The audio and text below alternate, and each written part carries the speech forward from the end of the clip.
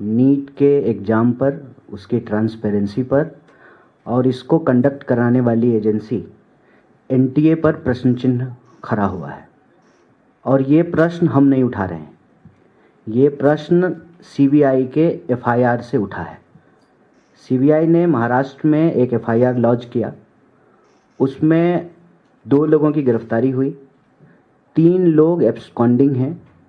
जिन 2 लोगों की गिरफ्तारी हुई उनको बेल मिल चुका है और ये गिरफ्तारियां एंटी करप्शन एक्ट के तहत किया गया है। अब इससे 3 महत्वपूर्ण सवाल उत्पन्न होते हैं। पहला कि सीबीआई कह रही है कि इसमें एनटीए के कोई अधिकारी के संलिप्त होने की कोई संभावना नहीं है। प्रश्न यह है कि अगर कोई सरकारी अधिकारी संलिप्त नहीं है तो एंटी करप्शन के तहत एफआईआर क्यों किया गया है? अगर ये इंडिविजुअल क्राइम है तो फिर एंटी करप्शन एक्ट को क्यों इन्वोक किया गया है, उसका इस्तेमाल क्यों किया गया है?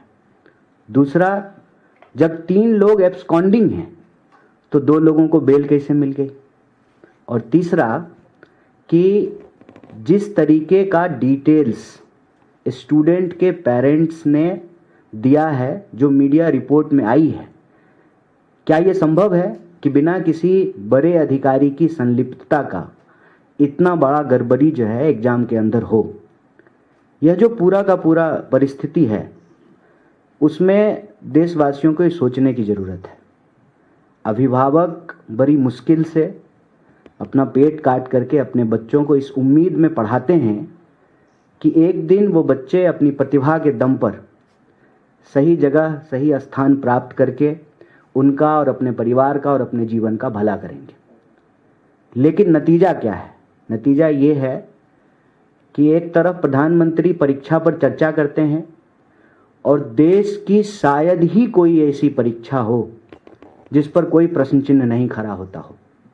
कोई साल ऐसा नहीं बीतता है, कोई राज्य ऐसा नहीं है जहां पर प्रश्न पत्र लीक नहीं हो रहे हैं।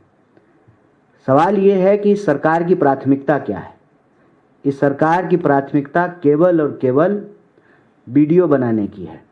चाहे वो परीक्षा के नाम पे वीडियो बनाएं, चाहे कोई दुर्घटना हो जाए तब वीडियो बनाएं, उनको बस रील बनाने से मतलब है। इतना बड़ा सवाल खड़ा हो रहा है और हर साल नहीं, बहुत भारी मन से हम आपके बीच में आकर के ये बात रख रहे हैं। हम नहीं चाहते हैं कि हमारी देश की संस्थाओं पर कोई प्रश्न चिन्ह खड़ा हो।